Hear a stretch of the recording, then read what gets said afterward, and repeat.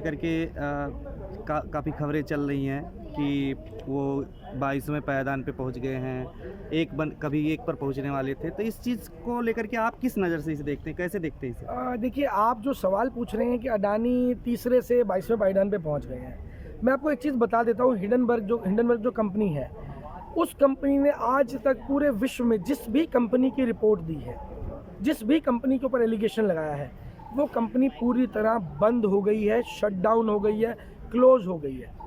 लेकिन हम ऐसा नहीं चाहते हैं कि हमारे देश में अडानी इस स्तर पर बर्बाद हो, क्योंकि बर्बाद कौन होगा?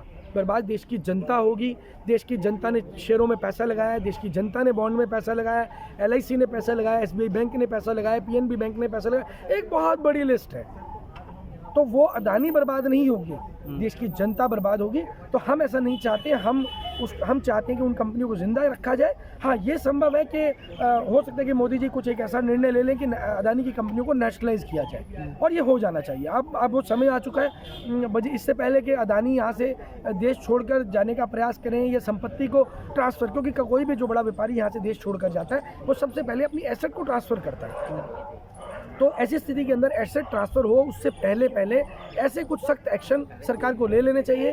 ED और CBI को जांच दे देनी चाहिए। बहुत कैपेबल ऑफिसर्स हैं हमारे पास, जो लोग इसके ऊपर इमीडिएट तत्काल प्रभाव से इफेक्टिवली चीज़ों को संभाल सकते हैं, जिम्मेदारी ले सकते हैं, और देश छोड़ने से पहले, देश की संपत्ति बाहर जाने से पहले उसको रोका जा सकता है। तो अडानी के साथ साथ अंबानी और तमाम लोगों के जो शेयर हैं उन पर असर पड़ा है, और आप देख रहे हैं कि टॉप 10 में कोई भी भारतीय नहीं है।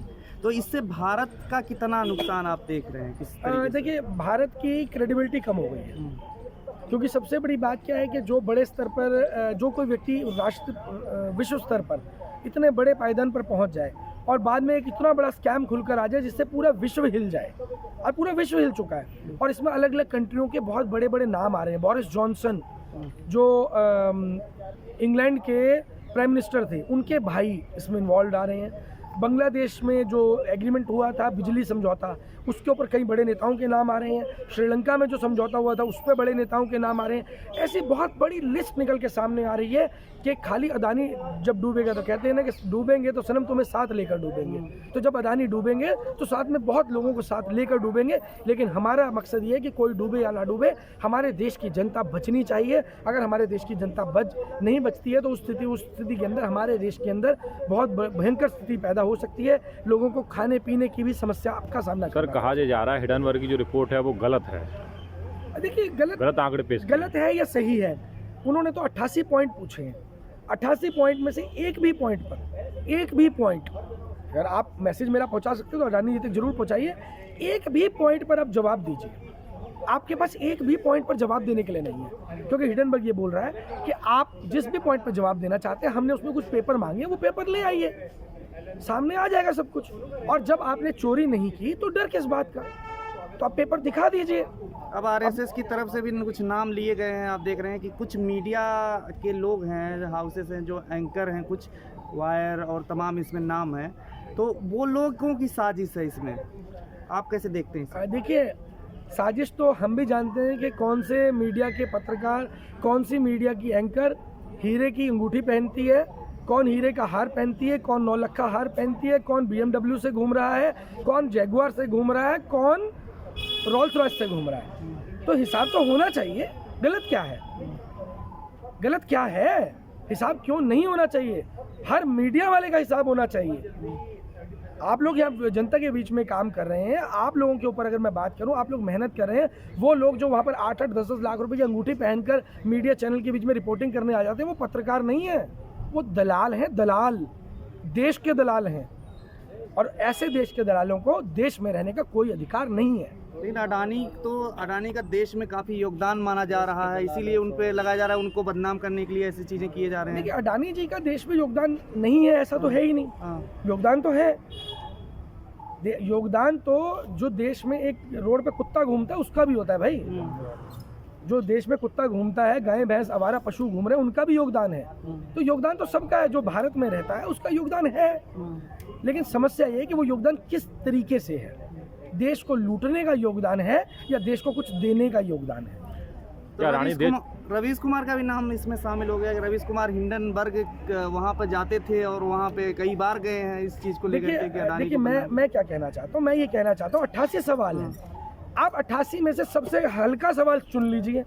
अडानी जी चुन लें, भाजपा के जो उनका लोग समर्थन कर रहे हैं वो चुन लें, सबसे हल्का घटिया सवाल चुन लें जिस पे वो अडानी का डिफेंस कर सकते हैं, वो सवाल चुन लें और जो पेपर मांगे जा रहे हैं वो दिखा दें। भाई मैं मजबूत सवाल नहीं पूछ रहा, सबसे हल्का सवाल जो उनकी चॉइस का हो उस पर जवाब दे दें। तो क्या अडानी लेकिन देश छोड़ दम के रखो ना भागेंगे? भाई, दम रखो, गूदा रखो। अडानी देश छोड़ के भागेंगे? नहीं, अडानी देश छोड़ के नहीं भागेंगे भाई, ये तो मैं साफ बता रहा हूँ। नरेंद्र मोदी जी ने गारंटी ली है कि अडानी देश छोड़ के नहीं भागेंगे। ये आप गलत कह रहे हैं, इस बात पे तो आपकी मेरी लड़ाई हो जाएगी और मैं दोबारा इंटरव्यू नहीं दूंगा आपको। अडानी देश छोड़कर नहीं भाग सकते, मोदी जी की गारंटी है। हाँ, मोदी जी ने कहा था मैं झोला लेके चला जाऊंगा, वो अलग बात है कि मोदी जी झोला लेके पहले चले, बाद में अडानी चले, फिर तो हम जाने ही नहीं देंगे, फिर तो छोड़ दो, फिर नहीं जाने देंगे। 2024 की नैया कैसे पार होगी? अडानी का ये हाल हो जा रहा है, आप कह रहे हैं देश का पूरा हाल हो जा रहा है गड़बड़। देखिए पहले तो आपको चीज़ समझनी होगी, देश और अडानी क्या एक ही चीज़ है? आप तो उसी तरीके से बात का जवाब दे रहे हैं जैसे अडानी ने पीछे तिरंगा लगा के बोला ये जो है वो देश पे हमला है। मित्रों, ये देश पे हमला है। अबे देश पे हमला नहीं है, तुम जवाब दो। तुम्हारे पे 88 जो पॉइंट्स उठाए गए हैं उन पे जवाब दो। उस पे जवाब ना दे करके तुम कैसे कह सकते हो देश पे हमला है? हम खड़े हैं सीना तान के, जब तक हम खड़े हैं देश पे हमला नहीं होने देंगे। लेकिन गद्दारों को एक्सपोज करने के लिए खुलकर सामने आना बहुत जरूरी। लोग कह रहे हैं कोई बोल नहीं रहा इसमें अडानी जी के इन चीज़ों को लेकर के, जो भ्रष्टाचार हुआ है, LIC, SBI, तमाम लोग में पैसे जो लगाए हैं उनके डूब रहे हैं, ये सारी चीज़ें अफवाह हैं या क्या कहेंगे आप? देखिए पैसा तो डूबा है, इसमें तो कोई दो राय है ही नहीं। और जो पैसा डूबा है सरकारी संस्थाओं का डूब रहा है, क्योंकि इन्वेस्टमेंट जिन इन संस्थाओं ने शेयर लिए, 4000 रुपये का शेयर अगर 1600 रुपये का हो जाएगा तो क्या पैसा डूबा नहीं बोलेंगे? क्या अडानी की फैक्ट्री में ताला लग जाएगा उसके बाद हम स्वीकार करेंगे कि पैसा डूब गया? उसके बाद स्वीकार नहीं करेंगे हम आज ये स्वीकार करते हैं कि जितना पैसा इन्वेस्ट किया गया था उसका 40%, 50%, 60% पैसा डूब चुका है। तो क्यों कोई नहीं बोला? निर्मला सीतारमण तो कह रही हैं सीधे सीधे ये सब ऐसे ही है, कुछ है इससे कुछ देखिए देश का कुछ नहीं होने वाला गड़बड़। निर्मला सीतारमण जी देश की वित्त मंत्री हैं और मुझे ऐसा लगता है कि देश के अंदर और भी बहुत से ऐसे काबिल लोग हैं जो वित्त मंत्रालय का पद संभाल सकते हैं। और ऐसे समय के अंदर अगर निर्मला सीतारमण जी पद पर बैठी हैं तो ये एक गंभीर विषय है। जब ऐसे व्यक्ति को समझ में ही नहीं आ पा रहा कि वो क्या कह रही हैं, उनको समझना चाहिए, उनको सोचना चाहिए। देश की आम जनता की नब्ज़, देश की आम जनता की दुख। अभी परसों 3 दिन पहले 3 रुपये लीटर दूध बढ़ गया। भाई वो गरीब का बच्चा जो गरीब सारा दिन मेहनत करके अपने बच्चे के लिए दूध लेकर आता है, ब्रेड लेकर आता है, वो हर चीज़ का रेट बढ़ रहा है, सब्जी के रेट बढ़ रहे हैं, सिलेंडर के रेट बढ़ रहे हैं। वो गरीब व्यक्ति जिसकी दिहाड़ी पहले भी 500 थी और आज भी 500 है, उस गरीब के ऊपर अत्याचार इतना मत करो कि वो तुम्हें जवाब देने पर मजबूर हो। मोदी जी तो नब्ज पहचानते हैं ना जनता की, तो आखिर वो ऐसे समय पर बोल क्यों नहीं रहे? फिर नब्ज पहचानते हुए नहीं, वो 100 लोगों की नब्ज पहचानते हैं। देश के जो 100 व्यापारी, बड़े व्यापारी जिनका उन्होंने कर्जा माफ़ किया, जिन्होंने उनकी सरकार बनाने में उनकी मदद की थी, मोदी जी उन 100 लोगों की नब्ज़ जानते हैं और वो 100 लोग मोदी जी की नब्ज़ जानते हैं। तो इसमें कोई दो राय नहीं है। और रही बात जनता की, जनता को तो दोबारा से ठग लेंगे। अडानी का नहीं तो इस बार किसी और बड़े व्यापारी का पैसा लगा लेंगे, भ्रम के अंदर डाल करके जनता को दोबारा ठगा जा सकता है। इसमें कोई बड़ी बात नहीं है। तो जो और लोग हैं जो सरकार के साथ खड़े होते हैं, ऐसा आरोप लगता रहा, जैसे रामदेव हैं और तमाम लोग, वो लोग तो इस मसले को आप देख रहे हैं कि उधर ले जा रहे हैं। आप देख रहे हैं मुसलमान आतंकवादी हैं और हिंदू मुस्लिम पे ले जा रहे हैं। देखिए अभी आप देख रहे हैं कुछ लोग हिंदू राष्ट्र बनाने की मांग करने आ गए हैं। तो ये अडानी की संपत्ति बड़ा मामला है, हिंदू राष्ट्र बड़ा देखिए मामला? मैं आपको बता देता हूँ कि भारतीय जनता पार्टी मुद्दे को डाइवर्ट करना बहुत अच्छे से जानती है। मुद्दे को डाइवर्ट कब किया जाता है? सपोज कोई एक जगह पर ढोल बज रहा है, आप उसके सामने एक बड़ा डीजे लाकर रख दीजिए। जब डीजे की आवाज़ ज़्यादा होगी तो ढोल की आवाज़ अपने आप दब जाएगी। दूसरा तरीका है कि ढोल वाले से एक स्टिक छीन लो, ढोल की आवाज़ बंद हो जाएगी। तो जब वो स्टिक नहीं छीन पा रहे हैं तो उन्होंने अपना शोर बड़ा करना शुरू कर दिया है।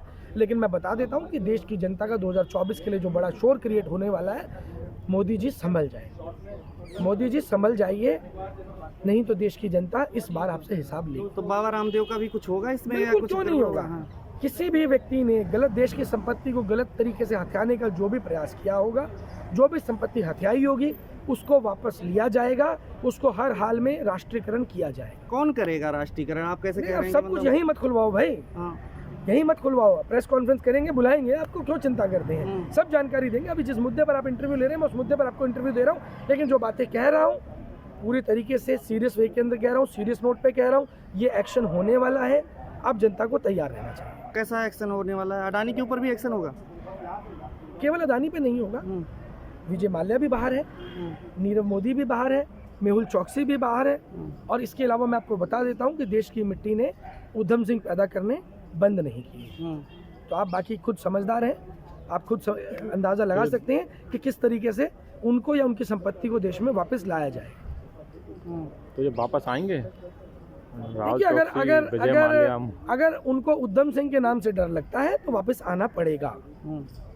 नहीं तो उधम सिंह की किताब को पढ़ लेना चाहिए, उधम सिंह के एग्जाम्पल को पढ़ लेना चाहिए कि हिसाब कितना भी समय हो जाए लिया जाएगा, बख्शा नहीं जाएगा। तो आरएसएस का जो बयान है अदानी पे और जो मोदी जी की जो चुप्पी जिसको आप कह रहे हैं, उससे कुछ फ़ायदा मिलेगा अदानी का, या उससे कुछ जो है अदानी की संपत्ति जो कह रहे हैं आप, उससे उनका शेयर बढ़ेगा या घटेगा? क्या होगा? नहीं, अब तो कुछ नहीं होगा। देखिए, विश्वास उठ गया है, देश की जनता का विश्वास उठ गया है, और जिन इंस्टीट्यूशंस ने पैसा पहले इन्वेस्ट किया हुआ है वो लोग भी अब दोबारा पैसा नहीं लगा पाएंगे, क्योंकि देश की जनता के सामने ये चीज़ें एक्सपोज हो चुकी हैं। अब कोई बड़े अधिकारी या कोई पॉलिटिशियन भी अगर एसबीआई को, एलआईसी को, ईपीएफओ को अगर बोलेगा कि आप दोबारा अदानी की कंपनी में पैसा लगाइए, शेयरों को बढ़ाइए या मैनिपुलेट करने में हमारी मदद कीजिए, तो अब मुझे नहीं लगता कि वो लोग भी जो है वो उन नेताओं के झांसे में आएंगे और इस तरीके से उनको मदद करेंगे गलत तरीके से। लेटेस्ट अपडेट पाने के लिए हमारे चैनल क्लाउड न्यूज़ को अभी लाइक करें, सब्सक्राइब करें और बेल आइकन दबाना बिल्कुल ना भूलें।